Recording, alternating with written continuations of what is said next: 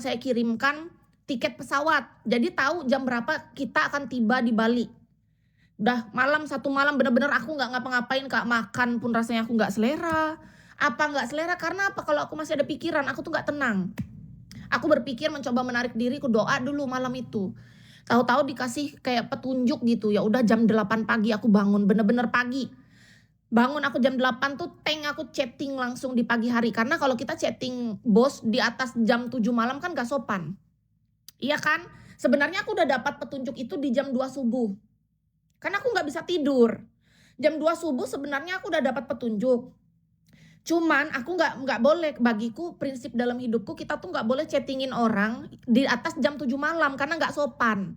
Jadi aku chatting lah jam setengah 8 pagi aku bangun, jam 8 pagi aku chatting.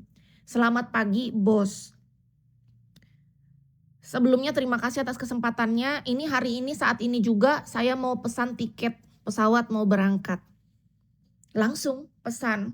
Tiket pesawatnya di besoknya bukan di hari yang ini. Jadi aku chatting pagi, aku pesan di tiket pesawat besok. Langsung kukirimkan. Ini screenshotnya atas sesuai dengan permintaan bos. Kukirim. Supaya, karena kita nggak tahu siapa yang kita tuju kan. Aku nggak ada tujuan manapun, intinya aku pergi ke Denpasar, aku taunya ke tempat kerja yang tadi, yang udah kukirimkan ke bapak ibuku itu. Kukirimkan alamat lengkap tempat kerjaku. Jadi kan bapak ibuku tahu kalau ibarat mau cari aku tuh kemana.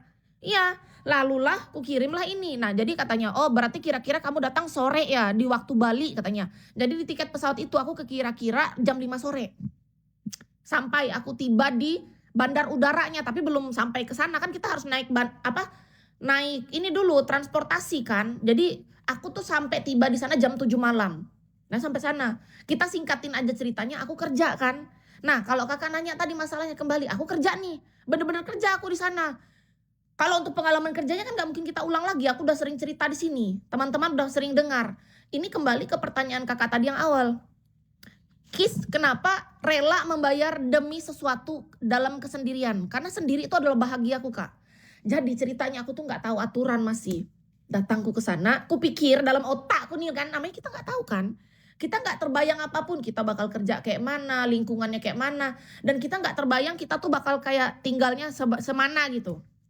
Walaupun kisi-kisi itu sudah ada dalam diomongin sedikit lah ibaratnya, ada bayangan dikit dari bos, cuma otakku tetap nggak nyambung Kak. Ketika Kis ini tipe orang yang kalau nggak terjun langsung, aku tuh nggak bakal paham gitu. Aku harus ke sana dulu gitu. Datanglah aku ke sana.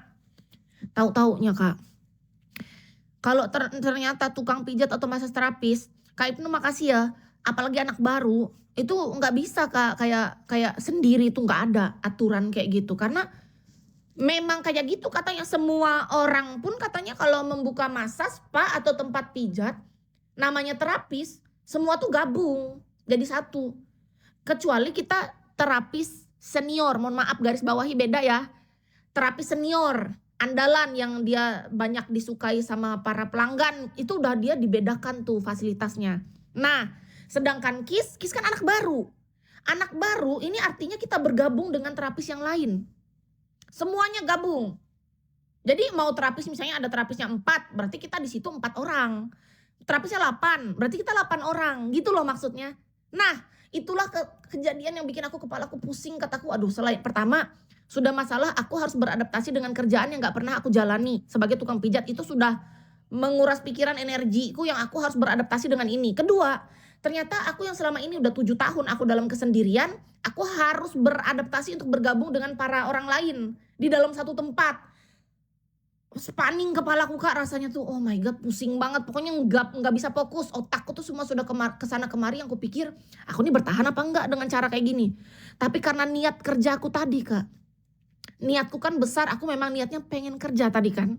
Dengan keadaan yang sangat tidak nyaman yang membuat aku benar-benar pusing, semua nggak enak dalam pikiranku, aku berusaha untuk mengendalikan diriku sendiri untuk menerima keadaan itu gitu loh. Karena gini dalam otakku, aku udah ngelamar kerja sana sini nggak ada yang nerima.